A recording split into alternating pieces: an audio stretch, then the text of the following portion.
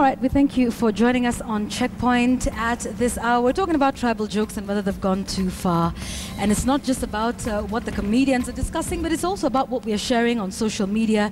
Recently, one of those hashtags rubbed a couple of people the wrong way, and that is what we're discussing today. My panel tonight, Dr. Mzalendo Kibunja, many of you remember him as the chair of the National Cohesion and Integration Commission. He's now moved on to perhaps what our history will be 10, 50 years from now. Hopefully we won't have completely finished each other with a lot of what we see here. Now the director of the National Museums of Kenya. Thank you for joining us. Thank you. Barak Maluka, who's a communications consultant, publisher, so you know a lot about what we're saying, what we're writing, and what we're passing on. And then we also have Professor Okoth Okombo, who's in the Linguistics and Communications Department at the University of Nairobi. And also at our I&M studios, we will have Eric Omondi, a comedian of note, joining us today to just have his input into what this all means, and of course in terms of what happens, what's the thought process that goes into it, and his experience in terms of using humor to bring us together despite our diversity. We'll get to Eric in just a minute. I'd just like to do a sort of round the table and check your temperatures on where you think we are with this discussion. So what have been your thoughts on some of the jokes that have permeated? I'm sure you've seen some of them being distributed on WhatsApp, on social media, on Facebook and on Twitter. Let's start with you, Daktari. Your thoughts on these jokes? Are they good? Are they bad? Are they funny, or are they harmful? I think some of them are very offensive, really. I mean, and you read them and wonder whether, if you think that way of another community or an individual from that community, then what respect would you? Would you give them a position of power? Would you want him as your neighbor? Would you want him as a colleague or not? But others, of course, they are good. They make us laugh and humor, maybe some of it self-deprecating, and which is okay. And I would have no problem with that. Barak, laughing at ourselves? Surely we need to lighten up a little bit, no? Laughing at yourself means that you are from inside that community.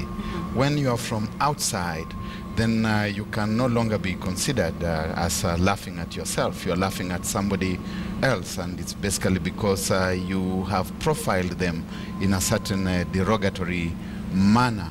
And so you cannot call that laughing at yourself. Okay, it's so laughing it's fine at as long somebody as else. it's within If the it's community? within the Right. community, if you exhibit some of those characteristics and qualities that you are laughing at, then I think it passes muster.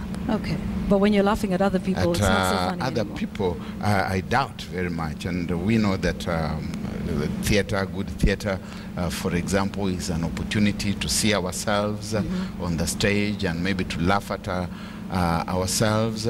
But I do believe, and greater minds than mine have demonstrated, that if and when you are looking at somebody else and you're parodying them, you're making them the butt of your jokes, then that might even be substituted kind of animals.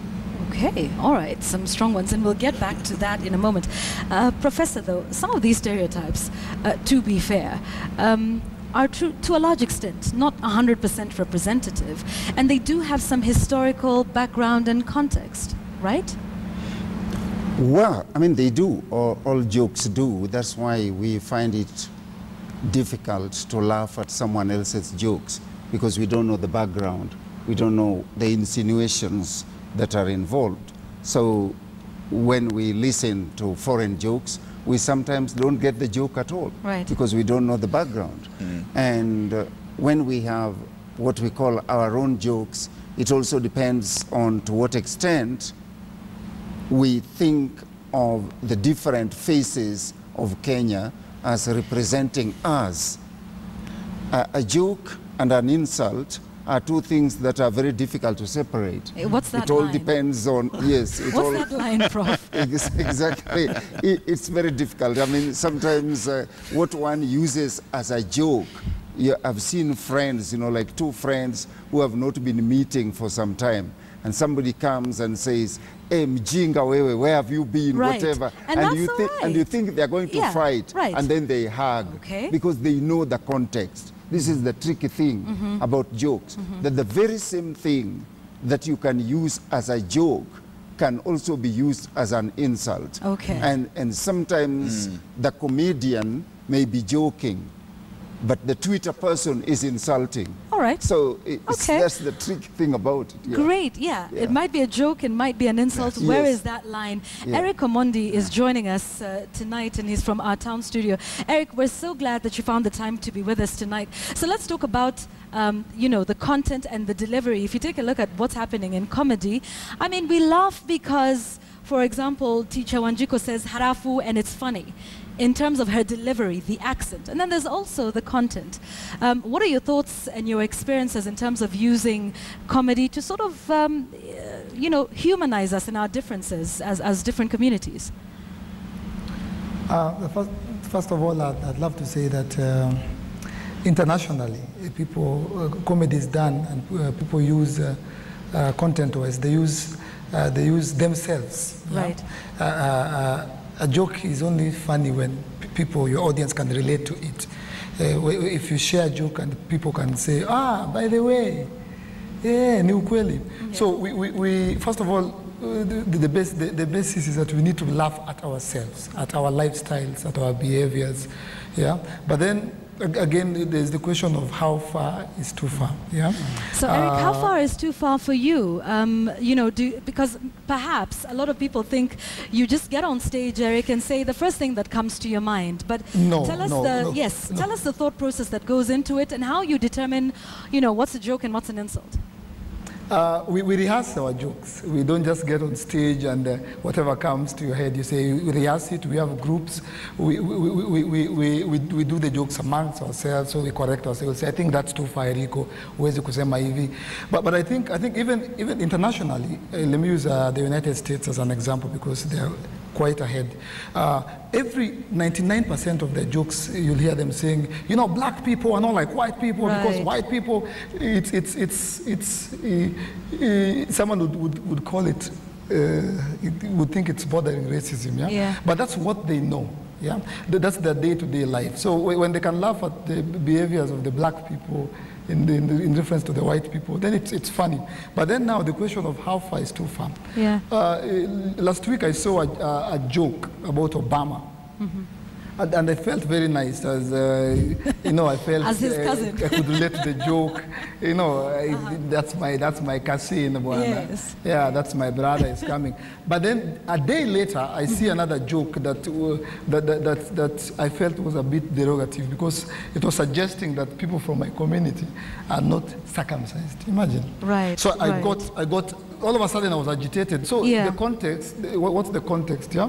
And then there's, I think as speaking on behalf of comedians, or as a comedian, it's very personal, first of all. You need to be very sensitive. You need to understand your audience. You need to know who you are talking to. Even apart from tribal jokes, even family jokes, clean jokes, religious jokes.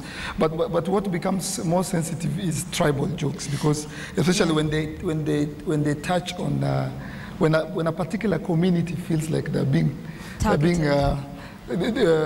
or diminished, or made to feel less than the others. Yes, they're made to feel lesser or inferior. Okay. Yeah?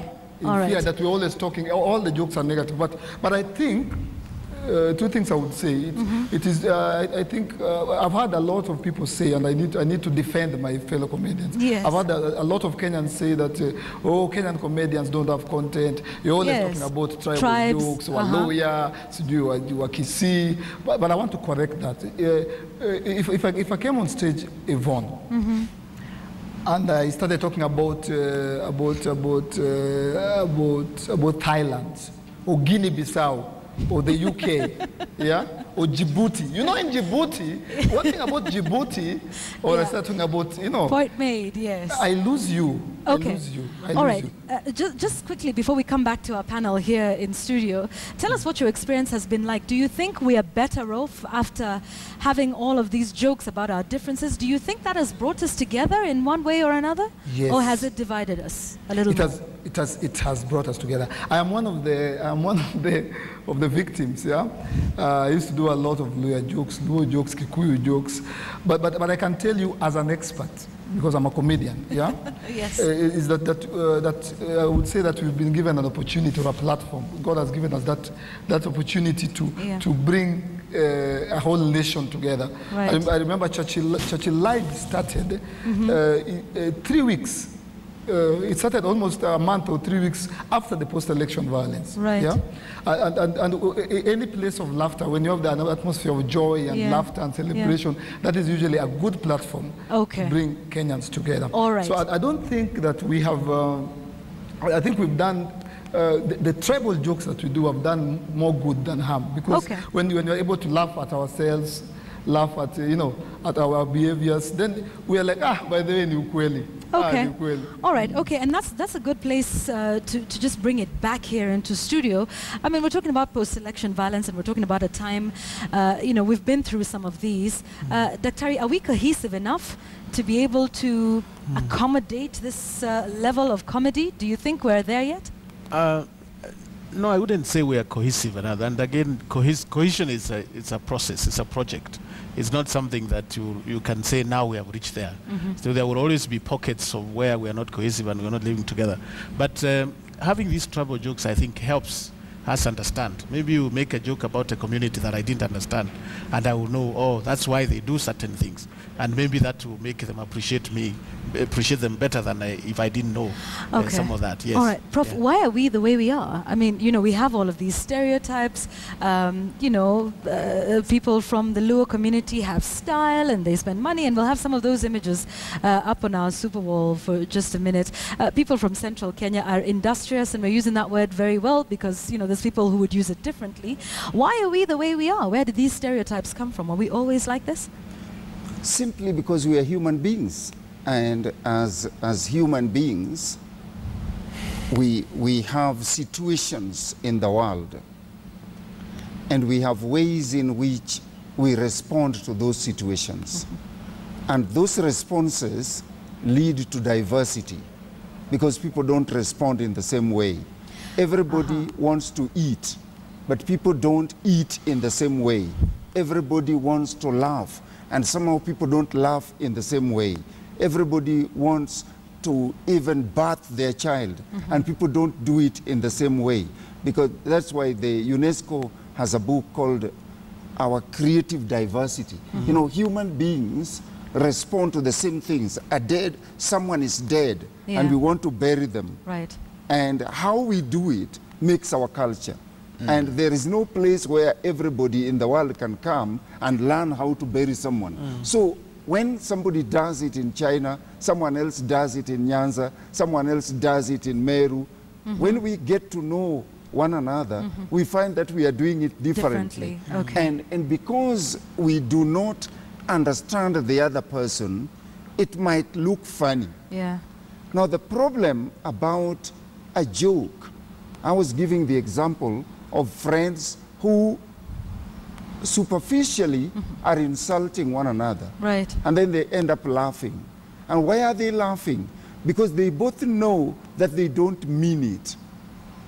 So how do we know they when both we mean know it, that they don't mean it. Now, that's where the problem comes. Because when you look at our Twitter exchanges and those other quarrels, it looks like we mean it. Okay. Yeah. And when we mean it, then it becomes an insult. And that's the problem. We laugh when our friends say this about us. We laugh with them because we know they like us, they understand us, and they don't mean what they're saying. So that when you call me mjinga, I know you are joking because I know you don't mean it. But if I detect that you mean it, then it changes from a joke to an insult. Okay. And that's why also we say, yes. If a joke is offensive to a significant number of people from that community, then it's an insult. Must it be a significant number, Barack, or is there a critical mass of Luyas, Kikuyus, Kambas, or Taitas who have to be, and what is that significant number? Significant in the sense that you are talking about a setting. you're talking about a situation. And within that situation, there's got to be some level of commonness, some level of homogeneity, such that we can say that these are maybe people who belong to the same class or classroom, that these are people who socialize together, they engage in certain activities together, and they have broken through as many barriers as possible. And therefore, they are able to share that joke as a corporate joke. Because once you transfer that joke to a different environment, a different setting, it will fall flat on its face. Okay, but then I guess it's a bit of a paradox. And let's refer to what happens with African Americans as they're now, politically correctly known, right? So a black man to a black man will say, nigger. And that's all right. Yes. And they will be alone. They will be, yes. They will be alone. But once a white man says it to a black man, then it becomes derogatory. Yes, indeed. My question, therefore, is this. Shouldn't it just be derogatory either way? No. Because when these black people remain alone, they may even reenact a situation where he becomes white, I'm black, and maybe what Malcolm X would call the nigger of the field, and he's the nigger of the house. And we reenact that thing, and we laugh about it. But this word and these contexts, they carry history. Yes. I mean, even in this country, they do carry history. I mean, in this country, if you talk about, if one Luo says to another, but the word carries history and it carries a connotation. Should we not just do away with it altogether? No, let me give you a very good example. Right. I want to give you an example of circumcision because the comedian said about it. Right. There are many communities in Kenya who don't get circumcised. Okay. And we have no issues, Turkanas, Samia and others. But we have no issues and all that. But when you talk about circumcision among the Luos, it is an insult because there is a hidden connotation of why you're saying he's not circumcised because of the history that we have in the country. We have no issues with a Turkana leading us. But if you talk about a Luo, you say he's not circumcised, so he's not supposed to lead us who are circumcised. So that's why these issues are there. I see. Because when you say it and in underline, you are trying to pass a message. Then it should not be said in So public. now we're talking about when we actually mean it. And a lot of what we're seeing on social media being passed around on WhatsApp is implied. It's not very explicit. I'm not saying I think less of you because you are not circumcised or because you are industrious or thieves, as we like to put it. But so how do we, because we certainly cannot legislate freedom of speech and freedom of expression and the right for us to laugh. So, where is that line and who draws the line?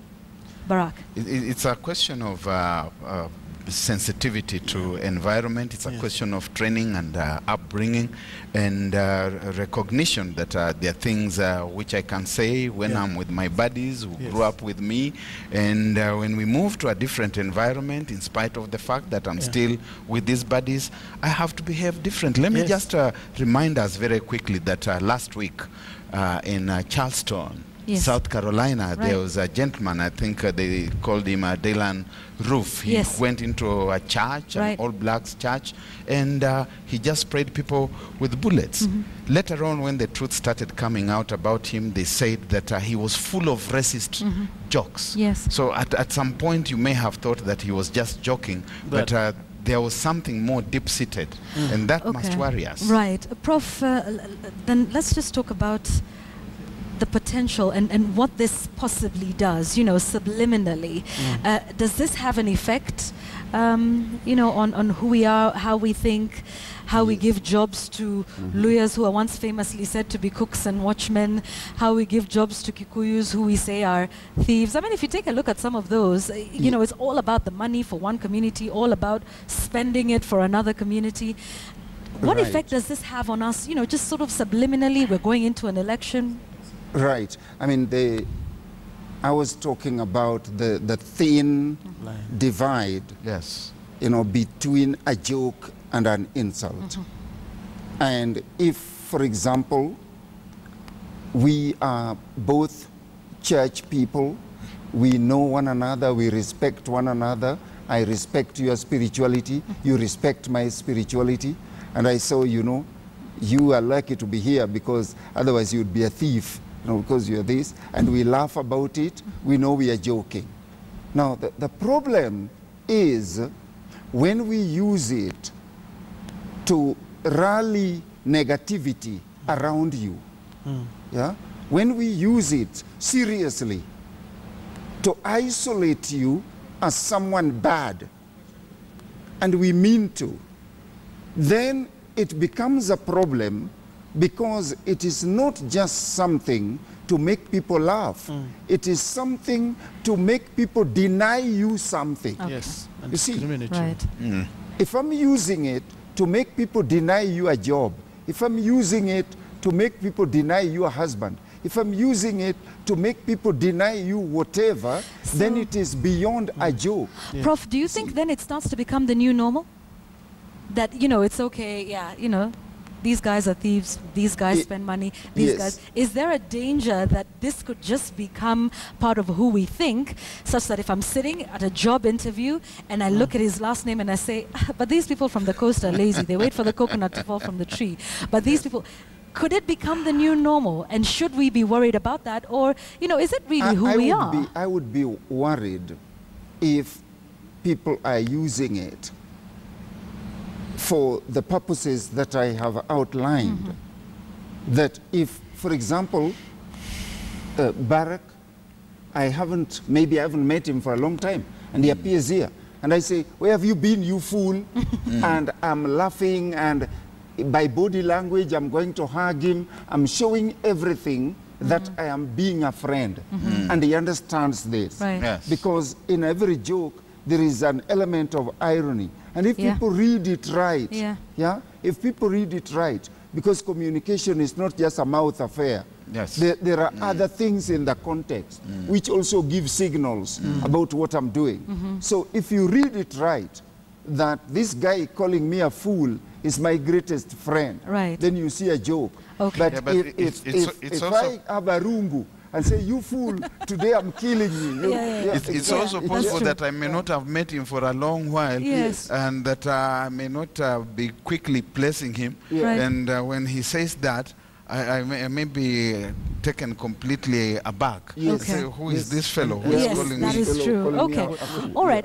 I don't know. I hope we still have Eric Omondi with us, because I'd just sort of like to bring him in at this point. Eric, if you can hear me, let's talk about some of the things that you've seen, Eric. What are some of the jokes that you've seen going around that even you think, no, this is just a bit too much, and this has gone a bit too far? What are some of those things for you? I mean, there was one, I think, on Nyeri women, especially with, the cases of violence against men in Nyeri. And, women from that community feel like Yes. now It's overdone. It's overdone.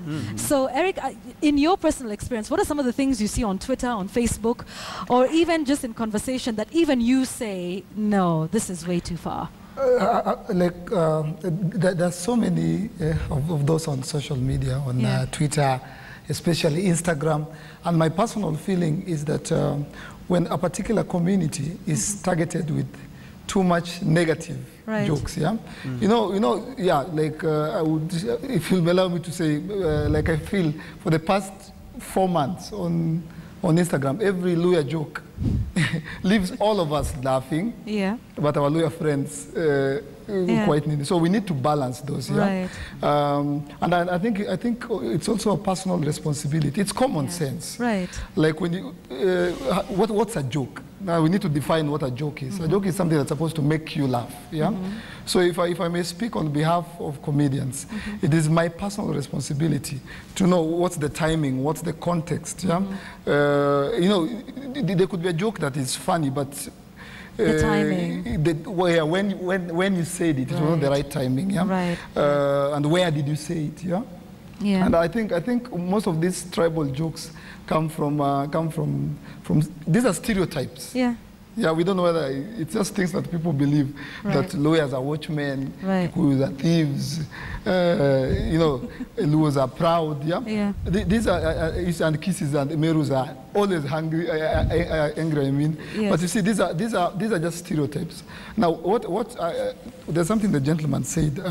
Like I experience sometimes not tribal jokes, but when I walk in town, Yeah. maybe with a fellow artist, mostly musicians. Like sometime I was walking in town with Wahoo, you know Wahoo? Yes.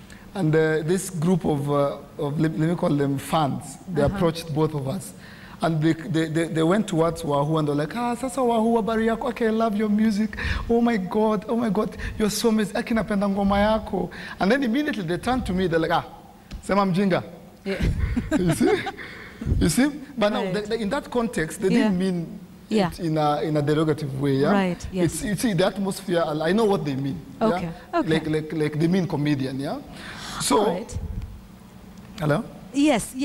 So sorry to cut you off, but then, so just tell us about, and I remember I spoke with Churchill about this as well, that even prior to the election, perhaps the last election, you do sit down and have some of these conversations, Yes, right? What you yes. mentioned about timing. Yes, Could you just yes. tell us a little bit about that process?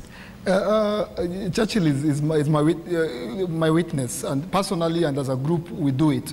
When that's why I was talking about timing. Yeah. When are you saying the joke? Where are you saying the joke? Yeah.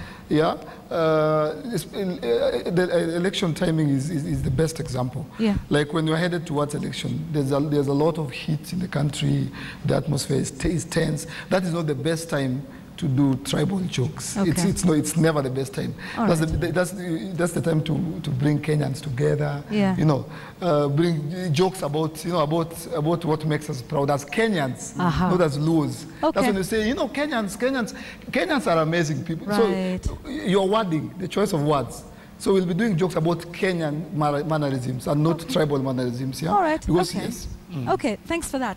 Let's talk about, back here, the anonymity of social media. You see, for Eric Omondi, for Churchill, and for all of these others, they're standing on a national platform and saying what they're saying to, to the audience. And so, in a sense, there's a sense of responsibility. There are certain things they can and cannot say. But on social media, it's a whole other issue altogether. Barak, what's our character like on social media? Maybe this is where it's the intent and what you're trying to say. Is it different on social media than when we're in person? See, there's a sense in which people feel that there's anonymity and there's an opportunity to hide. And I do suspect that quite a number of people anyway hide their true identity, and that that platform that they are using is not a platform which you can really say that such is such a person. And therefore the sincerity of even the joke is invited into doubt. But Eric says something very important, that you have got to look at the environment, and we have said the same here.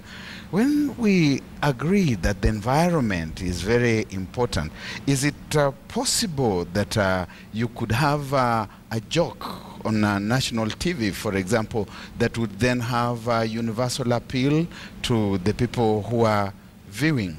How have you disaggregated the audience out there to know that this joke therefore will fly with all of them?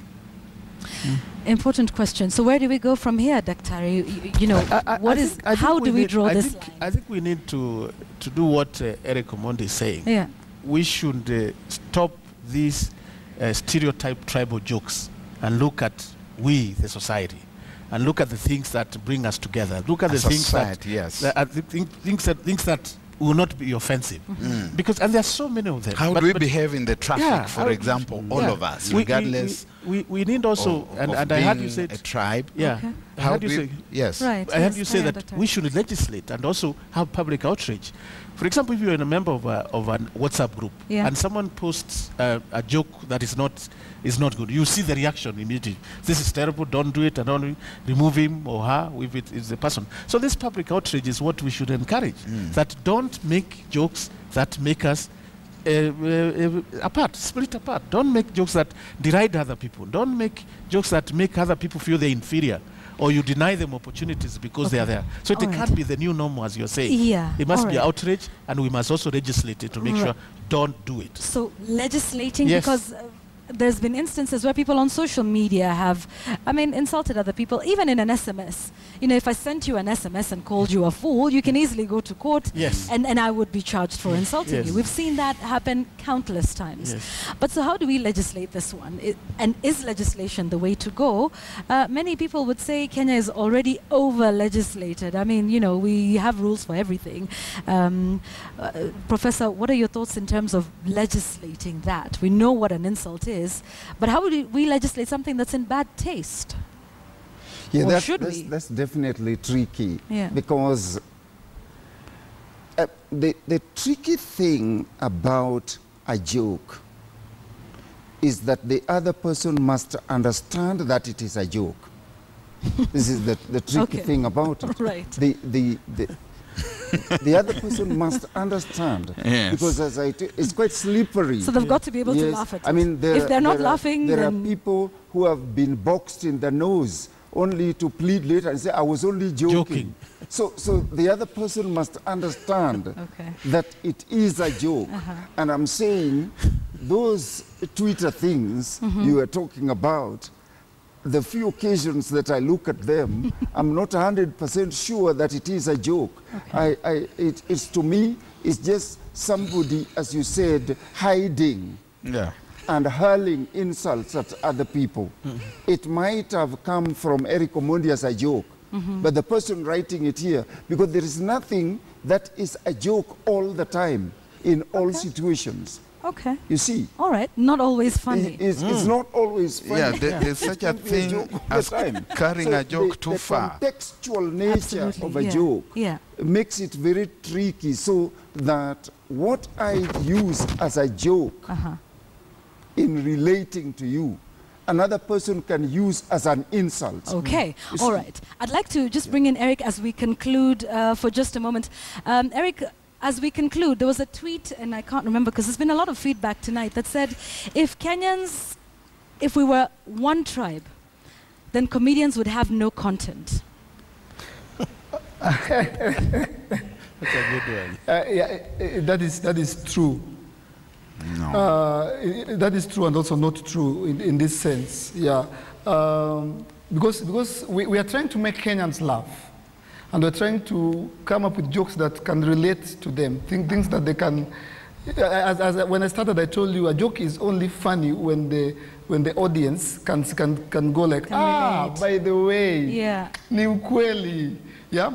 So this is how I look at it. If Kenyans were only one tribe, it would be perfect, and that's what I would like to encourage every Okay, comedian. but Eric, would that be the death knell for your career and your money-making venture if there were no tribes in the country?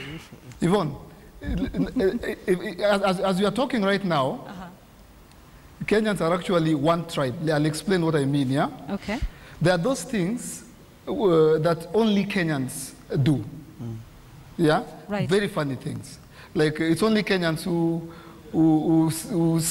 repeat words like me, I don't like, you always, as we are going to town. Okay. Yeah? Right. I remember telling my sister one day, I told her, it's only Kenyans who say, me, I don't. Yeah. And then she told me, but me, I don't. She didn't even realize she was doing it right there in front of me. Yeah? Yeah. So I would encourage comedians, because as a gentleman has said, we have a bigger responsibility because Right. we do this on national platform, yeah? Yeah. And we do it at prime time. Yes. It's not I mean, Twitter and social media is not as huge, yeah? Right, right. Churchill Live, Jalango, we come at prime time and we have a bigger platform. Absolutely. So this is what I would advise comedians. Instead of saying that, unajua Wakikuyu, Luos, every time I've done a joke on Kenyans, Yeah. you know Kenyans are very funny people. Yani ni Wakenya tu ndio, there's so much content. Right. Yeah, on the behaviors Yes, of there Kenyans. The exclusive things that only Kenyans do. And if we joke about that, nobody feels offended. We are all laughing and we're like, Right. "Everybody hapo umetupata." And I'm Okay. saying this because I've traveled to, especially East Africa. Yes, you have, yeah. I've been to Tanzania. A lot of Tanzanian comedians don't do tribal jokes. Yes, When they have the chaga, they always saying, sisi wa Tanzania lakini, jameni, tuna shida. Manake unapata sisi wa Tanzania, really, they talk about Tanzanians. Even Yeah. Ugandans. They say Ugandans are very funny people. Ugandans, they keep talking about Ugandans. Yeah, they're not talking about Banyanko. So we need to start encouraging comedians, for as much as we might not be able to totally stay away from tribal jokes. Right. So we need to encourage comedians to start writing content that are targeted to Kenyans. Yeah? Right, and yes. there's so much. There's so much content on Kenyans. All right, so what you said about wording, that's important. Eric, thank you very much. Let's just have 1 minute each, if we can. Closing remarks on where we are headed and what we need to do. Don't pass on a stupid joke, an offensive joke on a tribal community when you get it on Twitter or on email, on WhatsApp. Right. If you get it, stop it. But when you start sending it around, then it becomes the new norm, as you're saying. Absolutely. Let's stop that. Absolutely. Thank you, Barack. 20 years ago, we published a book titled Being Kenyan. It was authored by the late Wahome Mtai. And it was laughing about things that we do in this country generally. It did not have any of this ethnic profiling. You can still find it there. You can see that we can have content. I've read a little book called Being a Brit. The things that the Brits do, and they're laughing at themselves. I've also read another little book titled The Undutchables. It's about the Dutch and the esoteric things about them, and they laugh at themselves. In that kind of manner, it is possible. But once you start profiling a certain community, it becomes, I think, a little tricky. Yeah. All right. Prof, just bring this home for us in terms of how detrimental this could be if we don't get it right, if we cross that line, that proverbial line. Yes, it definitely would be terrible, because I have seen, for example, in South Africa, I've watched sessions when they have a South African comedian, and they use their towns, Durban, whatever, and they talk about the habits of people in the various towns. And unfortunately for them, they never use it against somebody, like saying, because you are from Durban, you are this kind of person, so you are not good for this kind of thing. You don't miss any opportunity because of that joke. Right. I have seen, for example, when they do a Luo session, have attended one at the French Cultural Center, and now they do the various counties and towns, Homa Bay people, Siaya people, whatever, that's what they do. The good thing about it is that there is nothing I will miss for coming from Mbita. Whatever jokes they have about Mbita, there is nothing I will miss. Now, the terrible thing about the Kenyan ones is that they are also used to rally people against you when you are seeking some opportunities. Right. That's what takes it beyond a joke. And that's what I would say. If we still cannot handle that, then our comedians must do research and do jokes that deal with all of us and leave that aside until we are able to handle it. All right, that's a good place to leave it on Checkpoint right now. I want to thank my guest, whom you may have seen just walking off our big screen. That's Eric Omondi. We thank him for his time. I thank Dr. Mzalendo Kibunja, Barack Muluka, and Professor Okoth Okombo. Do you stand indicted? You can blame the Churchills of this world, the Eric Omondis of this world, but when you're passing on that message, and you know it in your heart that that's not right, or should we just laugh at ourselves a little more? Keep the conversation going on. Checkpoint is the hashtag we're using. But John Alanamu has been listening into the conversation and wraps it up for us now. John?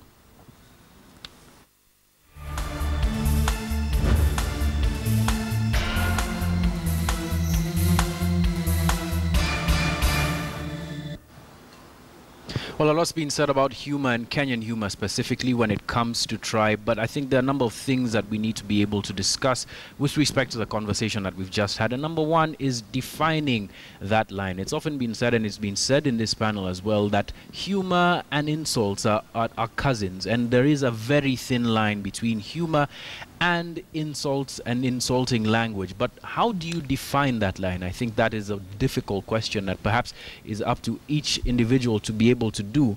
But here are a few guidelines. When a joke becomes depreciative, derogatory, when it starts to isolate people on one basis or another and deny them certain opportunities and look at some of their own shortcomings with a view to putting them down, then that crosses into the realm of insults. And I think we all know this internally when we know that we're insulting people. And then secondly, in Kenya, are we cohesive enough to keep up with the tribal jokes? A lot of tribal jokes are funny. A lot of them have been shared fairly widely. But why is it that many a time on WhatsApp, on social media, and even in conversation, some of the worst derogatory jokes are passed on and become sort of private jokes within communities, and also are used as barbs to hurt other people from other communities when it comes to certain shortcomings? If we are unable as a country to be able to handle those kinds of jokes in one way or another, then perhaps it's a good idea to start thinking about how to couch these jokes to make sure that the context is understood. After all, being a comedian and being able to share jokes is all about timing and about context. But finally, I think we also need to be able to appreciate that in Kenya, as well as with other communities, humor has been used to broach difficult subjects that we haven't been able to have national discourse about. Think about way back in the 90s in the KANU regime. It was hardly a person who could joke about the retired President Daniel Arap Moi until three people under the group Ridiculous came about, and that humanized President Moi to an extent that people would be able to start joking about certain characteristics, certain habits he had, certain things that he'd do in government, and that expanded the space for discourse around the governance of Moi, a fairly difficult subject. Another person who's been able to do this for Kenya is satirist Gado. Let's think back to the genesis of the term the hustler's jet. It's part of a Parliamentary Accounts Committee report now, but it started as a joke in a newspaper. That's how humor can be used to broach difficult subjects and expand the discourse. So whereas we're talking about how we'd be able to guide ourselves in terms of humor and tribal humor, it also has an important role in being able to have a community and a country discuss itself. And that this evening is a point.